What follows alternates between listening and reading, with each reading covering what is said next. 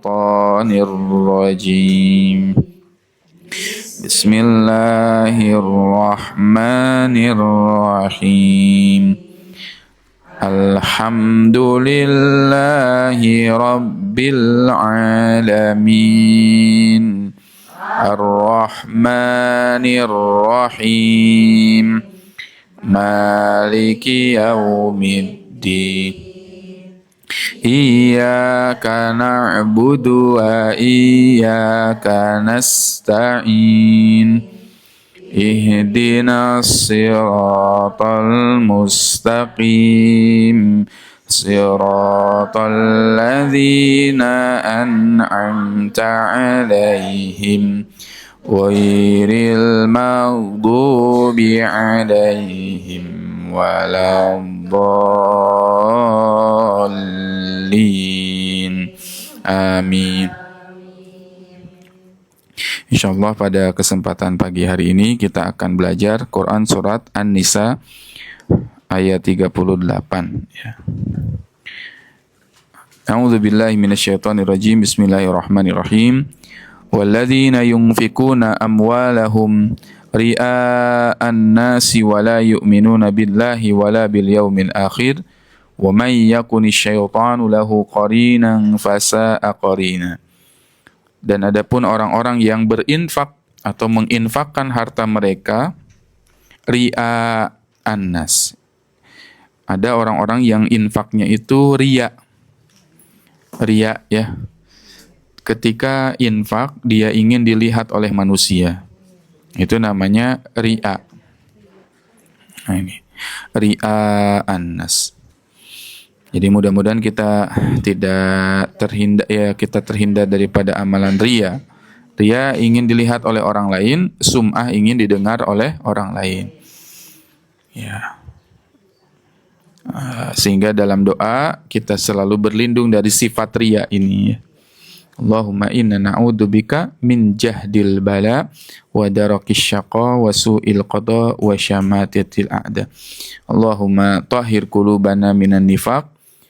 Pernah kita bahas juga di sini, ya, bisa dilihat lagi catatannya. Allahumma tahhir qulubana minan nifaq. Ya Allah, bersihkanlah hati kami dari kemunafikan. Wa a'yunana minal khiyanah. Ya Allah, lindungilah kami, mata kami dari pandangan kami dari khianat. Wa a'malana, dan amal kami minas sum'ati warriya. Amal kami dari sum'ah dan riya. Ya, sudah pernah kita bahas ya. Ya, bab tentang kemunafikan ya. Ya, doa agar terhindar dari kemunafikan. Ada yang sudah mencatat? Jangan mencatat ya. Ya, sudah kita catat di sini waktu itu ya, ditulis Allahumma tahhir qulubana minan nifaq wa a'yunana minal khiyana wa alsinatana minal kadhib wa a'malana minas sum'ati warriya. Ya, kita berdoa kepada Allah agar dihindarkan dari amalan riya dan sum'ah. Ya, riya ingin dipuji, dilihat oleh orang lain. Oh, saya sudah berinfak, saya sudah qiyamul lail, saya sudah baca Quran. Ya, saya ya seakan-akan orang harus tahu. Ya, itu namanya riya dari segi penglihatan. Kalau ingin didengar, ya saya sudah umroh 15 kali. Nah, gitu ya. Saya sudah haji 4 kali. Ya, dia omongkan itu dalam rangka untuk agar dia dipuji, maka dia menjadi sum'ah. Ya, sum'ah. Ya, sehingga kita juga harus berlindung dari Allah daripada sum'ah. Sum'ah itu ingin didengar amalannya oleh orang lain, sum'ah. Ya, walladzina yunfikuna amwalahum, ada ternyata orang-orang yang di zaman Nabi sendiri pun ada orang-orang yang ketika dia infak, ya wakaf, pengen dilihat oleh manusia menjadi orang yang banyak berinfak, banyak berwakaf ya. Nah, orang yang riya, ya, kenapa ada seseorang bisa riya? Jawabannya nih, ada 2 hal yang menyebabkan orang itu ya riya. Satu, la yu'minuna billah, dia tidak beriman kepada Allah. Karena riya itu sangat tipis dengan syirik. Sedikit sekali dia riya itu mengharapkan balasan dari manusia, dipuji ya, dari manusia, bukan mengharapkan pujian dari Allah Subhanahu wa taala, maka orang yang ria itu tipis sekali dengan kesyirikan. Karena dia ya mengharapkan pujian dari manusia, balasan dari manusia. Ria ya. Berarti orang yang ria ingin didengar, ingin dilihat, ingin dipuji oleh orang lain, dia apa? La yu'minuna billah, tidak beriman kepada Allah. Ya, tidak beriman kepada Allah. Sehingga tadi ria melakukan ibadah karena bukan Allah, itu ria. Dan ria tadi jatuh ya tipis sekali dengan syirik, mengharapkan pahala dibalas bukan oleh Allah tapi oleh makhluk.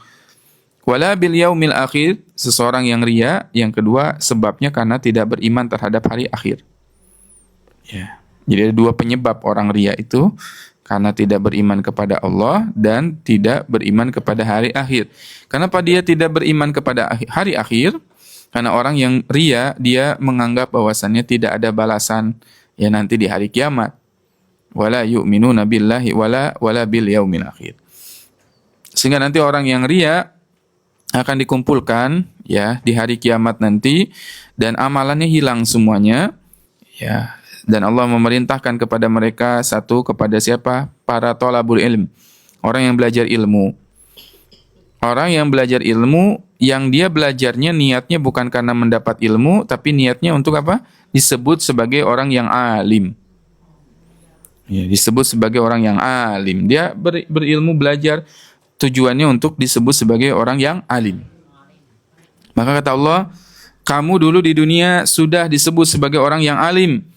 Ya, manusia, kalau kamu mengharapkan disebut sebagai orang yang alim, maka ambillah pahalamu itu kepada manusia-manusia yang telah memuji kamu di dunia, dan udah di akhirat nggak dapat lagi balasan. Yang kedua adalah hafizul Quran, para penghafal Al-Quran, yang dia menghafal Al-Quran karena ingin disebut hafiz. Jadi berat jadi penghafal Quran itu tipis sekali dengan surga dan nerakanya. Karena nanti orang yang pertama kali dilempar ke dalam neraka itu adalah para penghafal Quran. Hufadzul Quran. Jadi nggak main-main ketika orang menghafal Quran. Ya, tipis sekali antara surga dengan nerakanya. Kalau dia masuk surga, dia bisa masuk surga yang paling tinggi bersama para nabi, ya, para siddiqin, syuhada, sholihin. Tapi kalau dia tidak mampu ya dengan hafalan Qur'annya masuk ke dalam surga, maka dia akan menjadi golongan yang pertama kali yang dilemparkan ke dalam neraka. Ya, golongan yang faqubbat wujuhuhum finnar, wajahnya disungkurkan kepada api neraka. Para penghafal Quran yang pertama, orang yang berilmu, dan yang satu lagi orang yang berjuang di jalan Allah. 3 golongan yang pertama kali masuk neraka adalah satu, hufadzul Quran, para hafiz Quran yang dia hafal Quran tapi tidak mengamalkan. Hafal Quran tapi tidak terrealisasikan hafalannya dalam akhlaknya. Hafal Quran, dia baca, dia pahamkan tapi dia tidak mengamalkannya, maka dialah yang pertama kali diseret ke dalam api neraka dan disungkurkan wajahnya ke dalam neraka. Wa a'udzubillahi min dzalik. Allah bertanya kepada orang itu, kamu menghafal Quran? Iya ya Allah, saya menghafal Quran di dunia. Kadzabta, kata Allah, kamu bohong. Kamu menghafal Quran karena kamu ingin disebut sebagai hufad, hafiz Al-Quran. Ini bohong, kata Allah ya. Yang kedua adalah para penuntut ilmu, talibul ilm, orang yang belajar ilmu ya. Saya belajar dihadapkan orang itu di hadapan Allah. Kemudian dia ditanya, ngapain kamu di dunia? Saya menghabiskan waktu saya untuk belajar. Kata Allah, kadzabta, kamu bohong. Karena kamu menghabiskan waktu di dunia untuk belajar, bukan untuk belajar tapi untuk liyakuna aliman, untuk disebut sebagai orang alim. Yang satu lagi riwayatnya ada orang yang berinfak ya. Saya berinfak, berjihad di jalan Allah dengan harta dan jiwa saya. Kata Allah, kadzabta, bohong. Kamu berinfak supaya orang-orang menyebut kamu sebagai orang dermawan. Kamu berinfak supaya orang-orang mengenal kamu ya.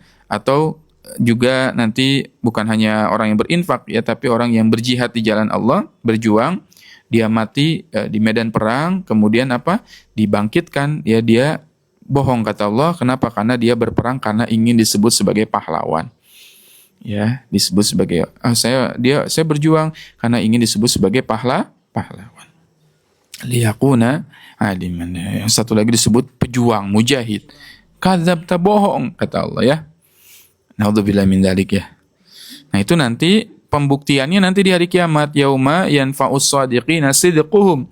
Pada hari kiamat akan benar-benar terbukti siapa yang jujur, siapa yang dusta dengan amalannya. Maka hati-hati dengan niat orang yang riya tadi karena dua hal ya, karena tidak beriman kepada Allah dan tidak beriman kepada hari akhir. Kenapa tidak beriman kepada hari akhir? Karena tidak percaya ada balasan dari Allah. Ya, karena dia hanya inginkan balasannya dari manusia. Ya, kata Allah, kamu sudah mengambil bagian kamu di dunia, dikatakan alim, dikatakan hafiz, dikatakan dermawan, sekarang udah nggak ada lagi bagian kamu di akhirat. Ya, na'udzubillahi min dzalik. Di ayat 40 surah An-Nisa, innallaha la yadhlimu mithqala dzarrah.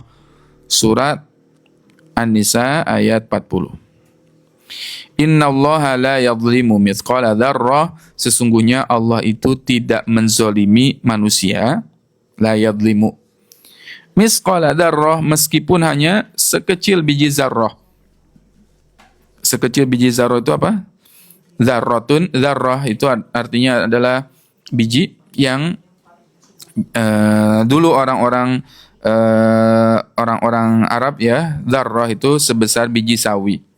Gitu ya, sebesar biji sawi. Pernah lihat biji sawi, Bu? Nah, ini ya biji sawi. Sekarang kita lihat biji sawi. Nah, ini ya. Ini biji sawi. Innallaha la yadhlimu mithqala dzarrah. Nah, ini ya. Nah, kecil segini titik ya. Nah, makanya habbatus sauda, habbah itu artinya biji, sauda yang hitam, biji hitam, jintan hitam, ya biji hitam. Ini bagus sekali. Habbatus sauda, ya ini habbatus sauda bagus dikonsumsi bahkan untuk tumor ya tumor itu bisa sembuh. Kemarin saya ngobrol dengan itu ya dengan menyimak ya storynya Mbak Evi, suaminya tumor dulu ya dengan minyak ya, dengan minyak habbatus sauda diolesi kemudian ya sampai akhirnya muncrat ya umurnya itu pecah dengan izin Allah. Dan itu nasihat dari gurunya, banyak-banyak sholat sunnah dan banyak-banyak saling memaafkan antara suami dan istri. Dan benar itu pecah sendiri, habbatus sauda.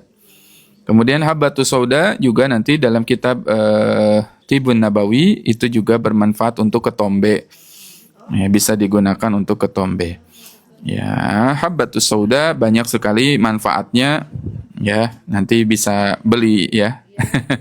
Untuk di rumah dikonsumsi dengan apa? Bisa dicampurkan dengan teh, bisa dicampurkan dengan kopi ya. Ya, habbatus sauda. Nah, Allah itu tidak akan menzolimi hamba-hambanya meskipun sebesar biji zarrah nih. Ya, kecil sekali, aslinya kecil sekali. Ya, biji sawi itu. Maka tadi setitik itu pun Allah nggak pernah menzolimi kita. Dan Allah mustahil menzolimi kita. Bahkan dalam hadis sahih, dalam hadis qudsinya Allah berfirman, ya, aku mengharamkan kezoliman atas diriku. Jadi Allah itu nggak pernah zolim. Allah tidak pernah salah dalam memilih takdir. Allah tidak pernah salah dalam merancang. Semua sudah terukur. Ya. Jadi kalau ibu sakit, ibu sedang sakit nih. Ketika sedang sakit, Allah zolim tidak? Tidak. Tapi seringkali kita merasa ya, Allah menyakiti kita. Padahal ketika kita sakit, itu adalah karunia dari Allah. Dan orang yang sakit punya privilege, ya, di mana dia punya keutamaan, satu, dosanya diampuni. Ya, dosanya diampuni. Kalau ibu sakit, doanya minta apa? Kalau sakit? Siapa yang sakit minta sehat? Kesabaran, kekuatan, apalagi? Ampunan dosa, apalagi? Ini saya ajarin doa ya. Doa dari Nabi Sulaiman ketika sakit. Kayak yang kita tahu kalau sakit itu hanya Nabi Ayub.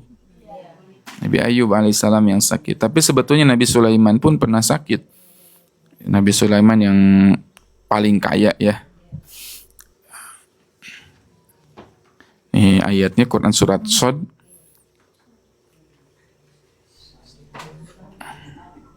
Shad ayat 34. Quran Shad ayat 34. Nih ayatnya Quran surat Shad ayat 34 dan 35. Segini jelas? Walaqad fatanna Sulaimana wa alqaina ala kursiyyihi jasadan thumma anab. Walaqad fatanna, dan sungguh kami telah menguji Sulaimana, Nabi Sulaiman. Wa alqaina ala kursiyyihi jasadan thumma anab. Kemudian Nabi Sulaiman apa? Tergeletak ya. Dalam bahasa Inggrisnya adalah ngalempreh. Tahu? Gini gitu. Lemas gitu Nabi Sulaiman di mana? Wa alqaina ala kursiyyihi jasadan. Diam di atas kursi, kemudian apa? Duduk gitu. Apa kan ibu pernah ya kalau sakit pernah ngerasain lemas gitu. Aduh, nggak bisa ngapa-ngapain. Gitu namanya wa alqaina ala kursiyyihi jasadan. Nabi Sulaiman alaihissalam sakit, duduk, diam di kursi gitu, lemas. Summa anab, yang dilakukan oleh Nabi Sulaiman adalah bertaubat. Anab artinya apa? Kembali, taubat kepada Allah. Maka Nabi Sulaiman alaihissalam yang pada saat itu ya sedang sakit, doanya apa? Qala rabbighfirli wa habli mulkan la yanbaghi li ahadin min ba'di innaka antal wahhab. Ini doa ketika sakit. Satu, minta apa? Rabbighfirli, apa? Ampuni. Dan syarat dalam berdoa adalah banyak-banyak mohon ampun. Minta ampunan dulu. Rabbighfirli, ampuni aku. Jadi ketika sakit minta apa? Ampunan. Rabbighfirli, ampuni aku. Yang kedua minta apa? Wa habli mulkan la yanbaghi li ahadin min ba'di innaka antal wahhab. Minta apa Nabi Sulaiman? Minta apa? Minta kaya. Minta kekayaan. Wahabli, ya Allah berikanlah kepadaku kekayaan. La yang bagi, yang engkau tidak berikan li ahadin, kepada seorang pun setelahku. Jadi keren gak Nabi Sulaiman ketika doa? Keren. Ketika sakit itu bukan minta apa? Minta sehat, tapi minta kekayaan. Ada nggak di sini yang kayak gitu? Nggak ada, karena nggak tahu ilmunya. Sekarang belajar, kalau ibu sakit, alhamdulillah ya Allah kayakan saya. Ya, kayakan saya. Wahabli mulkan la yang bagi, bukan hanya sekedar kaya, tidak ada yang mengungguli kekayaan saya. Wahabli mulkan la yang bagi di ahadin min ba'di, setelah saya. Jadi ketika sakit Nabi Sulaiman itu mengajarkan justru spirit kebangkitan. Kalau kita sakit kan ngeluh gitu ya, kayak kalau kita sakit banyaknya gitu, leles gitu, yang nggak bergairah untuk hidup, seakan-akan ya udahlah, maksudnya meninggal aja gitu, seakan gitu ya, putus asa gitu. Jangan, justru ketika sakit milikilah doa-doa yang visioner, doa-doa yang besar, doa-doa yang besar. Wahabli mulkan la yanbaghi li ahadin min ba'di innaka antal wahhab. Kalau lagi sakit doa yang besar. Jangan ya Allah sembuhkan saya. Jangan. Itu hanya sekedar doa yang kecil nih, bagi Allah mudah, hayyin. Dan Nabi Nabi Ayub doanya wa ayyuba idna darabbahu anni masaniyadh-dhur wa anta arhamur rahimin. Tidak ada doa Nabi Ayub meminta sembuhkan saya, nggak ada. Tapi yang ada adalah ya Allah Engkau Maha Penyayang lagi Maha Pengasih. Ketika sakit bagaimana akhirnya kita tidak putus asa dengan Allah dan tidak apa? Tidak menjadi sangka buruk sama Allah. Justru sakit itu adalah ampunan dari Allah, digugurkan dosa-dosa. Ya, orang mah susah-susah Bu, ya nyari ampunan untuk menggugurkan dosa. Nah, kita dengan sakit digugurin semua dosa-dosa kita. Wa habli mulkan la yanbaghi li ahadin min ba'di, berikanlah kekayaan yang tidak ada yang mengungguli setelahku. Dan kenapa kita harus berdoa seperti ini? Kata Nabi Sulaiman, innaka antal wahhab, karena sesungguhnya engkau adalah zat yang maha memberi. Yang kalau memberinya wahhab, tidak pernah mau memberi yang sedikit, tidak pernah mau memberi yang ringan, tidak pernah mau memberi yang remeh, tidak mau memberikan yang temeh, tidak mau memberikan yang apa? Yang kecil. Allah kalau mau ngasih, ngasihnya sekalian yang besar. Maka dalam skala doa kita, ya, kuatkan, besarkan, ya, wadahnya, kuatkan, besarkan doanya. Ya, jangan doa itu kecil, karena kita sedang berdoa kepada Zat Al-Wahhab. Ya. Janganlah kita misalkan ya Allah berikanlah kepada anak saya pekerjaan gitu ya yang baik. Jangan Bu. Ya, sebatas pekerjaan, minta doa pekerjaan untuk anak yang baik gampang bagi Allah mah. Tapi bilang ke Allah, minta ya Allah jadikanlah ya anak saya menjadi asbab bagi rezeki orang lain. Besarkan kapasitasnya. Jangan minta ya Allah semoga anak saya kerja di tempat yang bagus ya gajinya. Jangan, itu terlalu kecil. Terlalu kecil. Ya Allah jadikan anak-anak saya orang yang punya perusahaan besar sehingga bisa apa? Bisa memberikan rezeki bagi orang lain, bisa menjadi sumber rezeki bagi orang lain, bisa membantu orang lain. Besarkan skala doa-doa kita. Ya, besarkan skala doa-doa kita. Ya. Jangan kita bilang gini, ya Allah saya pengen umroh, kecil bagi Allah. Ya, kecil bagi Allah. Ya Allah saya pengen umroh, kecil. Bilang kan apa? Ya Allah saya pengen umroh dan mengumrohkan orang lain. Ya kalau bisa se-GBA saya umrohin. Ya karena ada filmnya tukang bubur naik haji. Ya. Insya Allah kan dia umrohkan satu RT. Ya, Insya Allah. Ya. Dan doa kecil sama besar sama saja. Kita doa minta besar dengan doa minta kecil sama aja. Sama. Doanya ke siapa? Ke Allah. Lalu kenapa kita mesti minta yang kecil? Kita jangan minta aja ke Allah, ya Allah misalkan, ya berikanlah jodoh terbaik untuk anak saya, kecil Ibu itu. Tapi gimana doanya? Ya Allah berikanlah jodoh terbaik untuk anak saya yang dari keturunannya nanti bisa menghasilkan orang besar. Ya, itu baru besar. Ya, jangan hanya sekedar ya Allah, ya Ustadz ya Allah gitu ya. Nu penting mah aya we lah gitu, jangan. Gitu ya. Atau misalkan ya Allah ada ibu-ibu datang, Ustaz tolong ya doain anak saya yang penting mah kerja dapat gaji UMR aja udah alhamdulillah Ustaz. Jangan kecilkan, mengecilkan doa kita. Jangan. Makanya doa kita jangan bilang ya Allah saya pengen punya rumah ke anak-anak saya. Kita anak-anak kita misalkan bilang ya Allah ya, jangan bilang saya pengen dapat rumah, kecil bagi Allah. Tapi doanya gimana? Ya Allah, ya saya pengen ya membeli rumah. Rumahnya bisa untuk dipakai kajian, rumahnya untuk bisa ibadah. Bahkan saya bukan hanya membeli rumah untuk diri saya sendiri, saya rumahkan orang tua saya. Saya ngasih rumah kepada siapa keluarga saya yang belum punya rumah. Saya kasih rumah siapa orang-orang yang membutuhkan. Itu keren. Itu besar. Maka kadang-kadang kita tuh dalam berdoa aja malas meminta. Takut meminta. Gak punya mentalitas meminta. Gak punya mentalitas meminta dalam berdoa, padahal doa mau kecil mau besar, gimana Bu?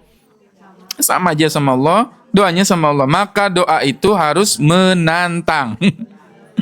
Doa itu pada skala-skala yang menantang, bukan yang biasa-biasa saja. Ya, harus dalam skala yang menantang. Jangan membatasi Allah dengan kemampuan kita dari mana. Bukan urusan kita, urusan Allah aja. Gimana caranya? Nggak perlu kita cari-cari caranya, tapi yang penting adalah kita berdoa kepada Allah, karena berdoa mau kecil mau besar sama-sama ke Allah dan sama-sama ibadah. Dan bedanya apa? Ibu setiap hari kan kita di sini ada gerakan wakaf 1.000. Ibu infak, kan dalam hati, saya cuma 1.000. Jangan, niatkan dalam hati jangan 1.000. Saya mah ya Allah ya, pengennya ini jadikanlah 1.000 ini 1 miliar. Bener Bu, diniatkan 1.000-nya 1 miliar gitu. Cuman nggak ada. Ya kan nggak ada kan sekarang. Tapi beda antara niat orang yang cuma sekedar sedekah 1.000 gitu, dengan kita wakafnya ya Allah saya niatkan wakaf ini menjadi 1 miliar. Di sisi Allah yang apa yang ibu niatkan menjadi 1 miliar. Bedanya tadi ada yang tahu, ada yang punya ilmu, ada yang nggak punya ilmu. Maka infak, saya selalu mendoakan ya, ketika ada Ustadz ini ngirim wakaf 1.000, doakan ya Ustadz dalam hati, ya Allah mampukan dia untuk berinfak 1 miliar. Jadikan pahala dia 1 miliar. Bukan hanya 1.000, bukan hanya 3.000, bukan hanya 5.000, bukan hanya 10.000, bukan hanya 5.000, tapi apa? 5 miliar di sisi Allah. Beda dengan ibadah dengan ilmu tadi. Ya, kita ngencengnya 1.000, tapi kan kalau ada uang, mada kita pengen 100.000, begitu kan? Maka niatkan. Niatkannya bukan 1.000, tapi Allah ini 1.000 memang wujud fisiknya 1.000, tapi dalam hati saya ingin niat 1 juta, 1 miliar gitu. Cuman nggak ada aja sekarang begitu ya.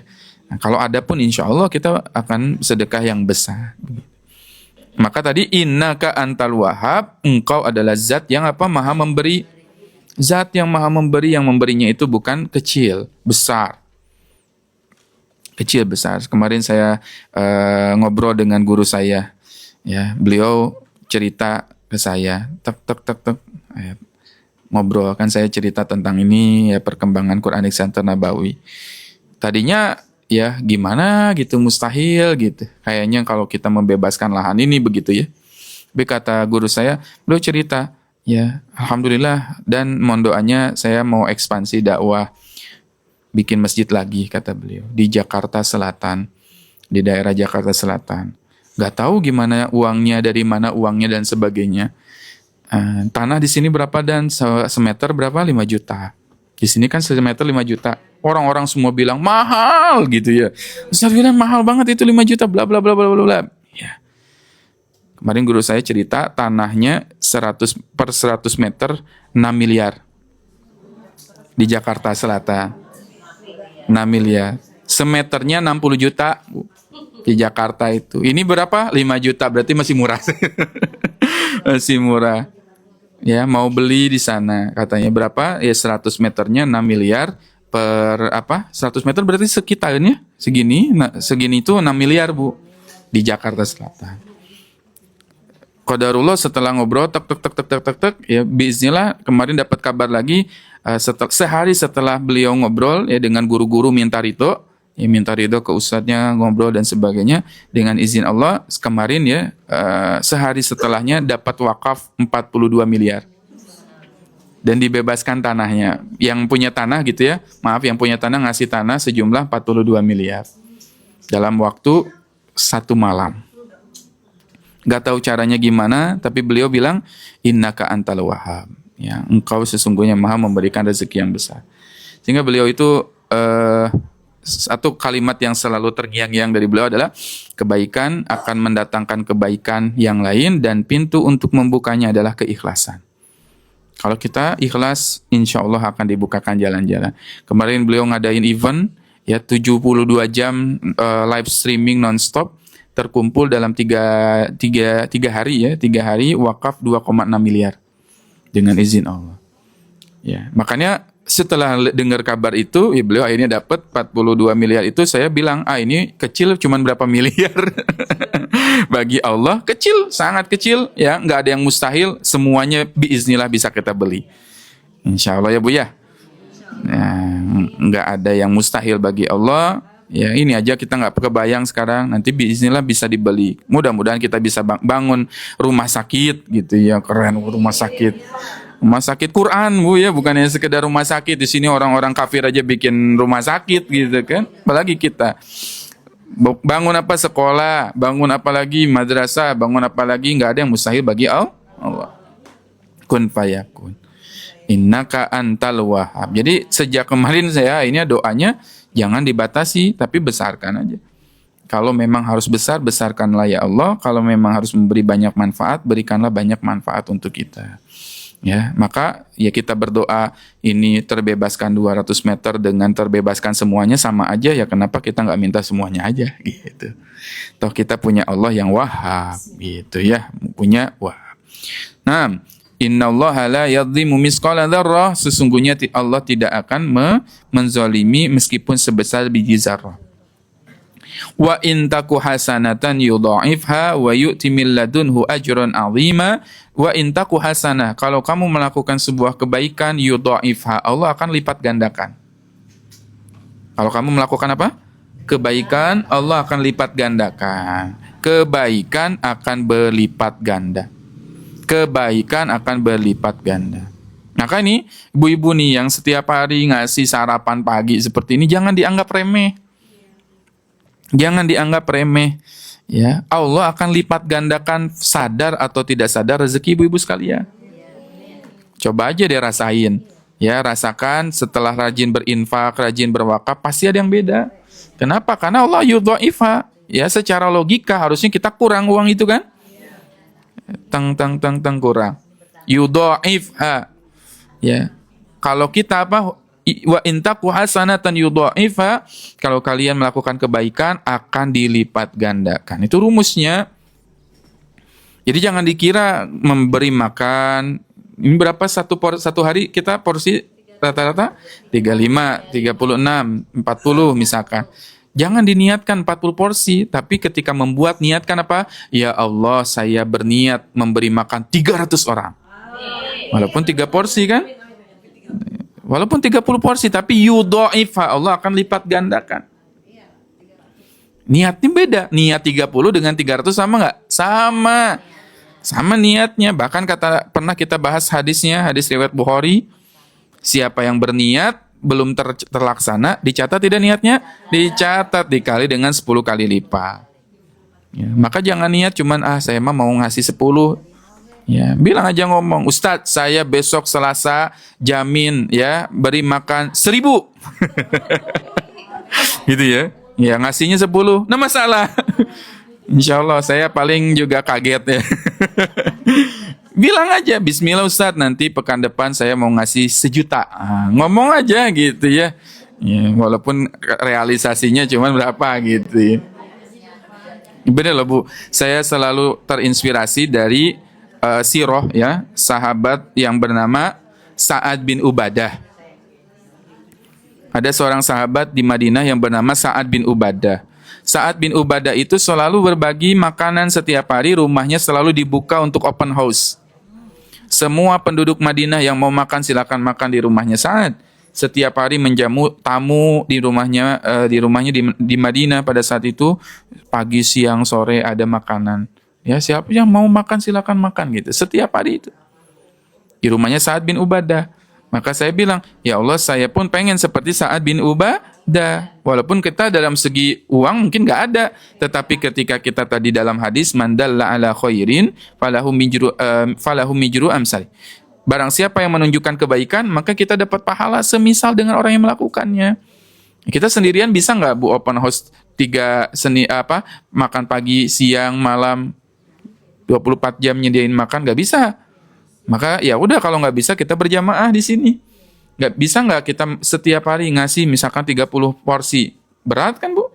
Ya, ketika kita bersedekah berjamaah sehari bisa 30 porsi misalkan. Maka dengan izin Allah 30 kali misalkan 30 hari aja udah 900 porsi, udah hampir 1000 gitu ya, kita memberi makan orang lain yang tadinya nggak bisa dan mustahil kita lakukan sendirian. Ya, tapi karena berjamaah dengan izin Allah bisa.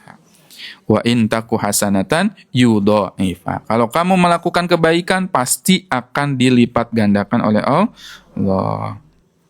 Jadi kebaikan itu berlipat ganda. Wa yu'ti min ladunhu ajran 'azima, dan Allah akan berikan pahala yang banyak, ajran 'azima di sisinya. Ya, wa yu'ti min ladunhu ajran 'azima, dan Allah akan berikan pahala yang semakin besar. Rezeki semakin ditahan akan tertahan. Apa? Rumusnya apa? Ikuti kata-kata saya. Rezeki ditahan akan semakin tertahan. Rezeki ditahan akan semakin tertahan. Rezeki dialirkan akan semakin mengalir. Makanya dalam bahasa Inggris, mata uang apa ya? Ada yang tahu nggak mata uang bahasa Inggrisnya apa? Bukan, ini nih mata uang tuh. Currency. Mata uang itu dalam bahasa Inggrisnya currency. Currency itu berasal dari kata dasarnya current. Current itu artinya apa? Arus atau aliran. Ya, arus atau aliran. Sehingga yang namanya uang harus dialirkan. Kalau uang mandek, tertahan juga.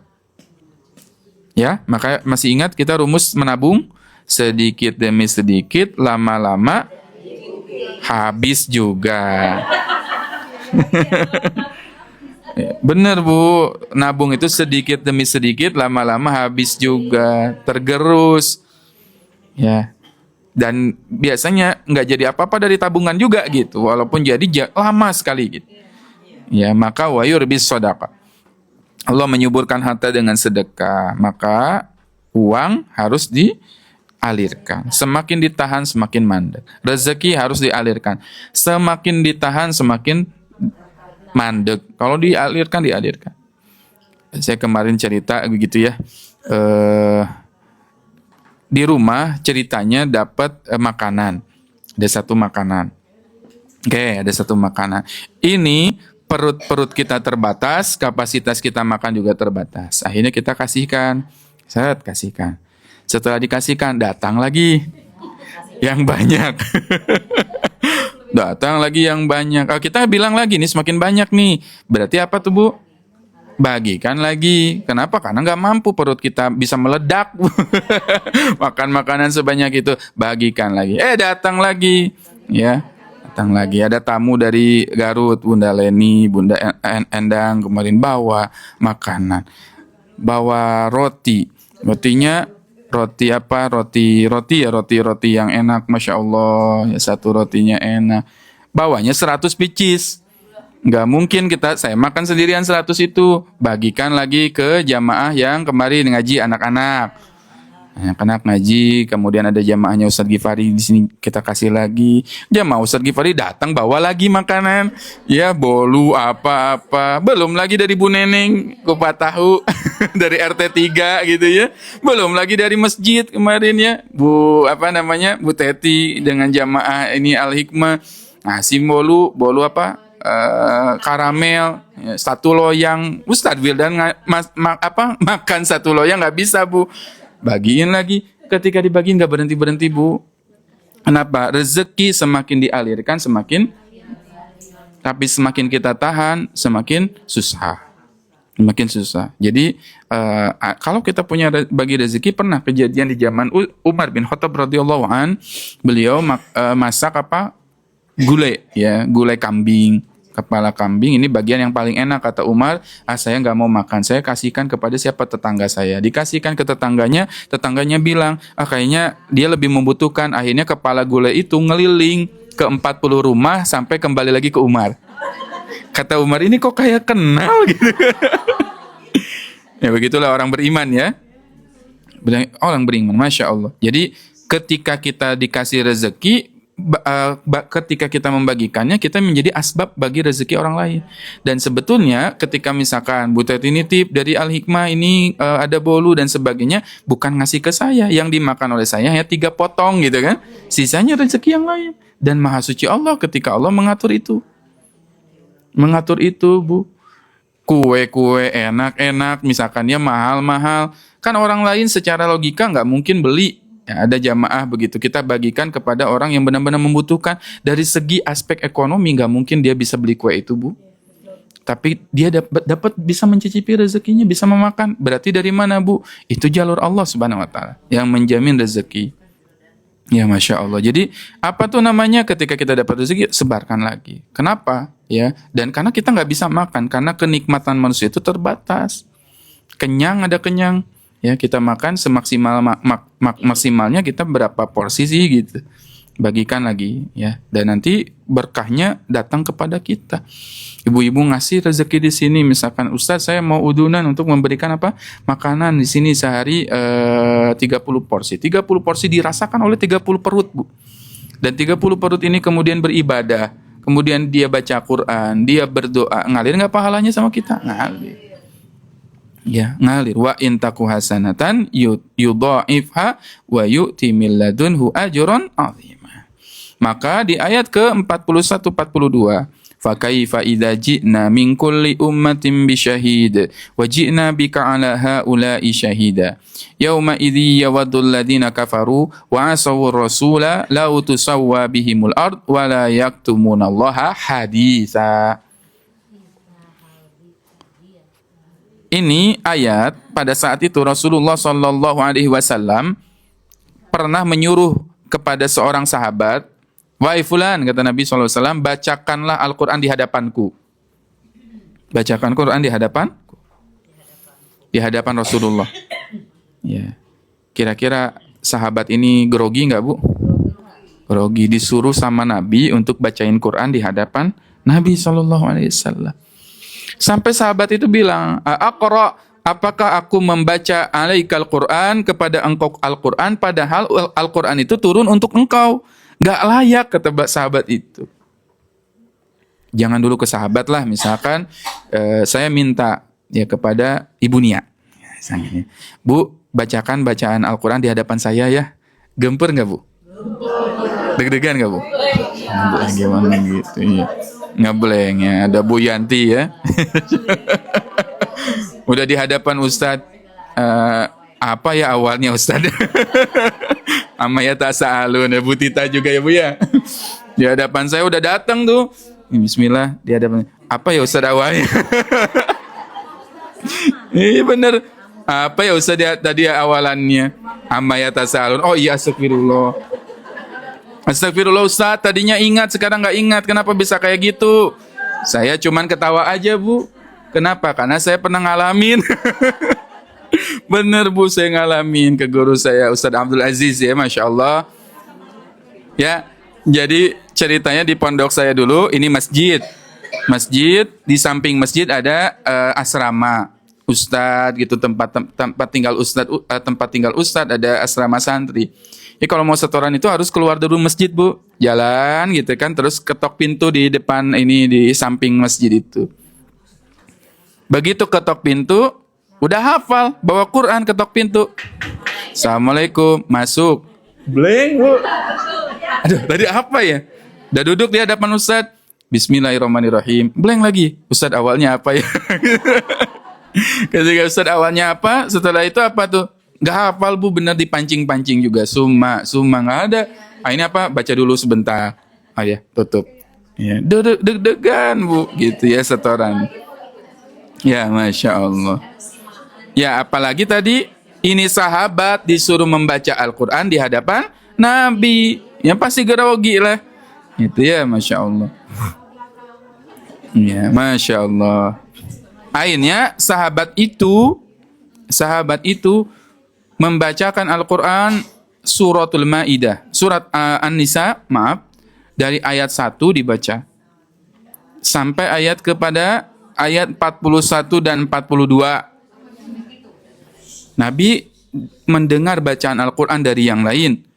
Ayat 1 sampai ayat 40 sampai 41 42, Nabi SAW dengerin baca.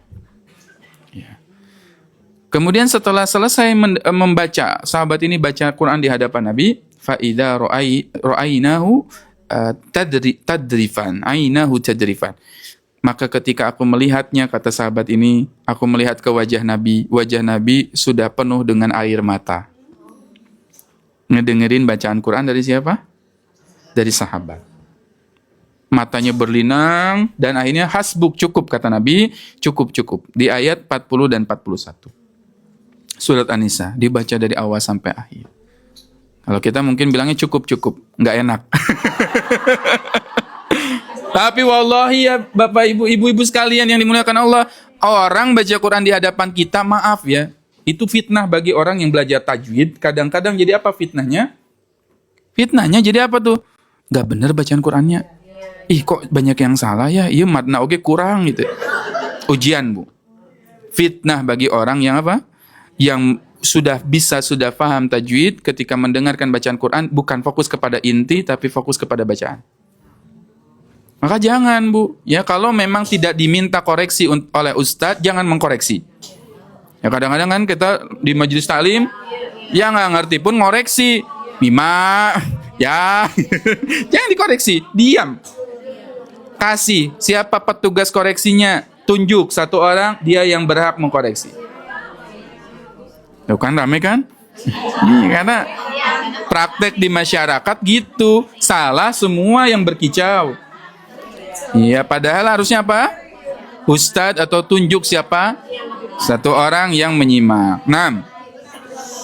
Ya. Jadi enggak usah kita apa koreksi rame-rame. Udah diamin aja. Makanya saya kalau ada setoran, pernah nggak saya koreksi, Bu, salah sini gini, diamin dulu. Kenapa? Karena pertama kalau dikoreksi langsung buyar. Ya, semuanya udah buyar. Kedua, adabnya dalam mengkoreksi tunggu dulu sampai selesai. Ya, jadi nanti jangan dilaksanakan di masjid itu ramai yang mengkoreksi, diamkan. Ustadznya yang berhak untuk mengkoreksi. Ya, ustadz yang berhak untuk mengkoreksi. Nah, sampai ini apa tuh? Nabi mau mendengarkan bacaan Quran dari orang yang baik bacaannya atau tidak, dengarkan selama itu Quran.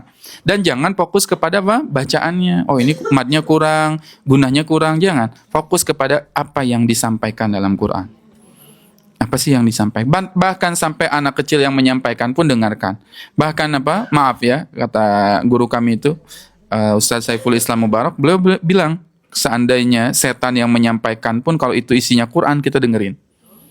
Pernah kita bahas hadis tentang setan yang mengatakan harus banyak apa ayat kursi setiap malam ya. Itu kan setan yang bilang, baca ayat kursi. Iblis ya bahkan ya yang datang.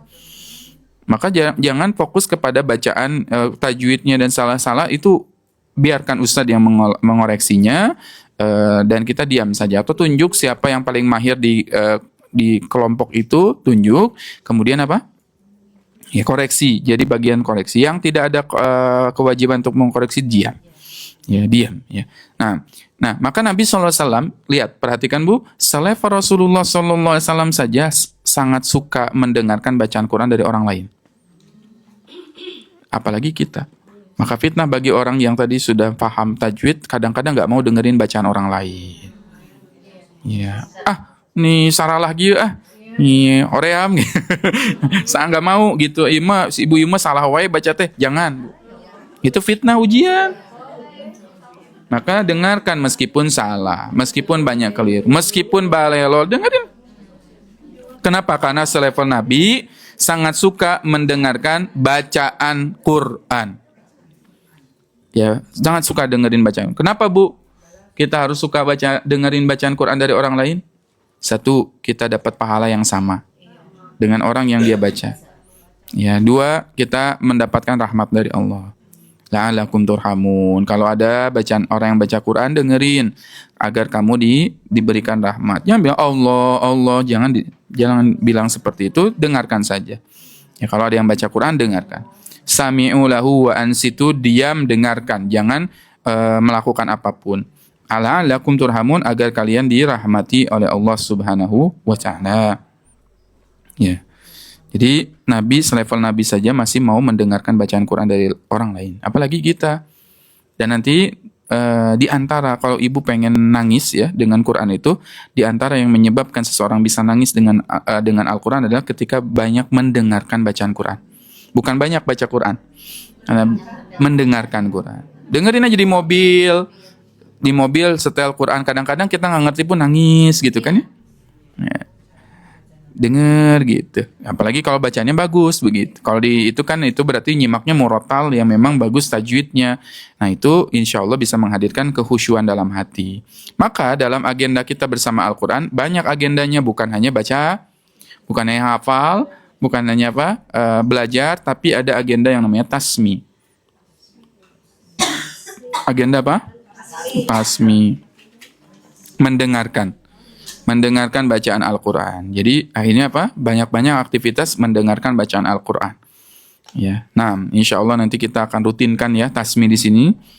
Kita hadirkan ustadz-ustadz yang sudah hafal Quran itu tuh bacain Quran di sini, dengerin kita. Ya insya Allah itu tuh bagian dari apa? Bagian dari mendengarkan Al-Quran itu ibadah juga, aktivitas yang memang perlu kita butuhkan. Gitu ya, insya Allah nanti setiap bulan kita akan rutinkan di sini ada momen tasmi. Ya, tasmi Al-Quran dari para hufadzul Quran, hafiz Quran ya, kita dengerin 1 juz, 2 juz, 3 juz, 4 juz, 5 juz, sampai 30 juz insya Allah. Ya, ada agenda apa? Mendengarkan. Kenapa? Apa? Butuh jiwa kita itu mendengarkan bacaan Quran. Maka saya selalu menyarankan jangan lalui hari setiap hari kecuali kita dengerin Quran dari orang lain.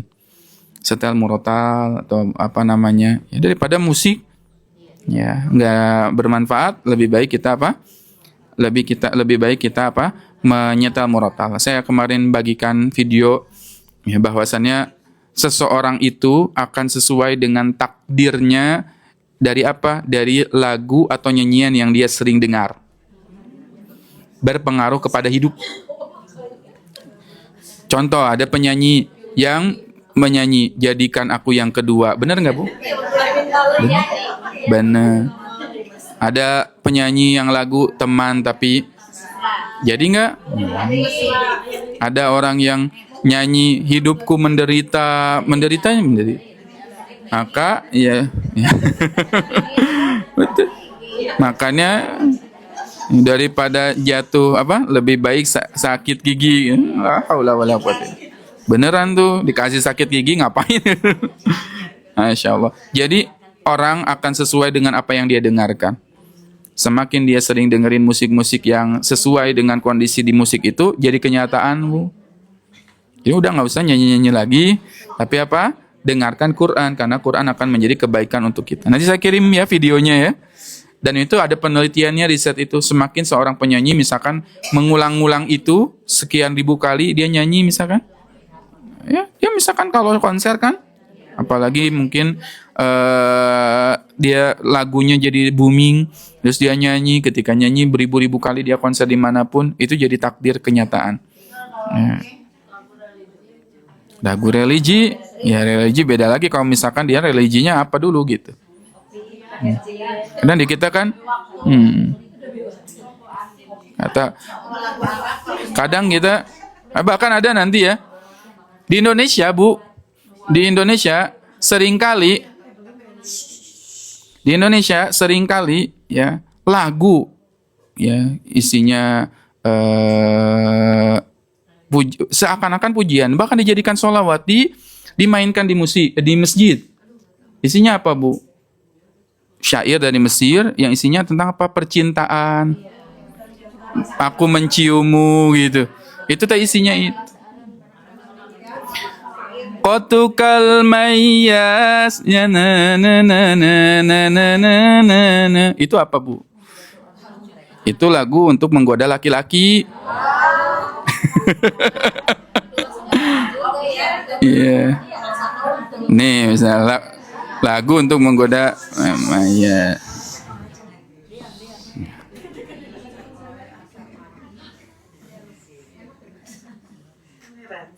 Qatukal mayas.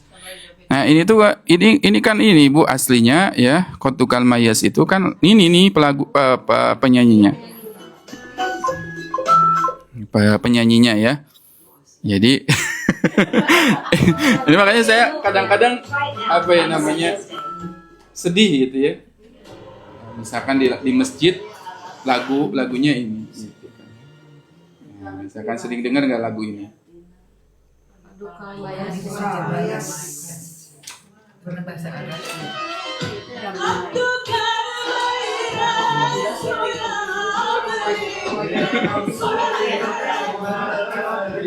Dah, pantas ya kita. Qatukal itu apa? Indahnya dirimu oh kekasihku. Nah, artinya ya Ya usainal bad kal yusri semampai bak ranting kelor. Ya. Inta ahlan nas fi nadhari, engkau adalah orang yang paling indah menurut pandanganku. Itu bahkan dinyanyiin di masjid. Ya pedah Arab gitu ya. Padahal enggak ya, tidak banyak gitu ya. Dah usah ini mah sholawatan. Enggak, sholawat kalau misalkan tidak sesuai dengan bait-baitnya atau itu tidak termasuk sholawat. Karena keterbatasan ilmu kadang-kadang kita pakai di dalam masjid tapi dia tidak. Nah, gitu ya. Jadi pernah dengar bahkan ada lagu yang sholawat yang di soldut, tahu nggak Bu? Sholawat dangdut. Ya, tahu nggak Bu? Sholawat dangdut nih. Dangdut. Nih ada sholawat dangdut terbaik sepanjang masa. Ada juga sholawat koplo, ya Allah gitu kan. Sholawat tapi nadanya tuh dangdut gitu. Itu haula wala quwata illa billah. Ya dihindari yang seperti itu. Ya lebih baik Quran aja Bu ya. Ya Quran aja dengerin. Quran itu didengarkannya pun berpahala. Ya, nah, naudzubillah min dzalik ya. Baik ya. Nah, sampai akhirnya Nabi ceritanya, singkat cerita, menangis. Kenapa menangis? Mendengarkan bacaan Al-Quran tersentuh ayat fakaifa idza ji'na min kulli ummatin bi syahidin wa ji'na bika 'ala haula'i syahida.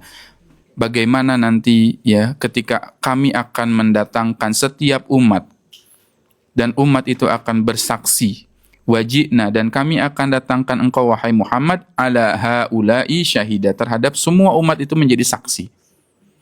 Jadi Nabi ditunjuk nanti sama Allah menjadi saksi ahli dari semua Nabi, Adam, Idris, Nuh, Soleh, Ibrahim sampai Nabi terakhir, dan Nabi yang menjadi saksinya. Kira-kira takut nggak Bu? Takut sekali. Ya sangat takut sekali Nabi SAW untuk apa? Dijadikan saksi ahli. Yauma idzi yawaddul ladzina kafaru wa asaru rasula law tusawwa bihimul ard wa la yaktumuna Allaha hadisa. Pada hari itu orang-orang kafir dan orang-orang yang menentang Rasul sangat menginginkan dan mengidam-idamkan menjadi apa? Menjadi tanah. Lau tusawwa bihimul ard. Seandainya kami menjadi tanah. Kenapa ingin menjadi tanah? Surat An-Naba. Wa yaqulul kafiru ya laitani kuntu turab. Orang-orang kafir berharap agar menjadi tanah nanti. Kenapa? Karena nanti di hari kiamat, ya orang-orang akan dikumpulkan semuanya, akan hewan akan diperintahkan ya untuk saling membunuh di antara yang lain, semuanya kemudian dijadikan tanah.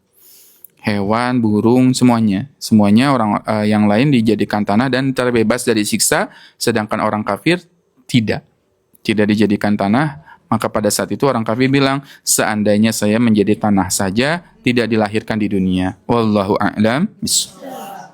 Ini yang bisa kita pelajari pada kesempatan pagi hari ini. Mudah-mudahan ilmunya bermanfaat.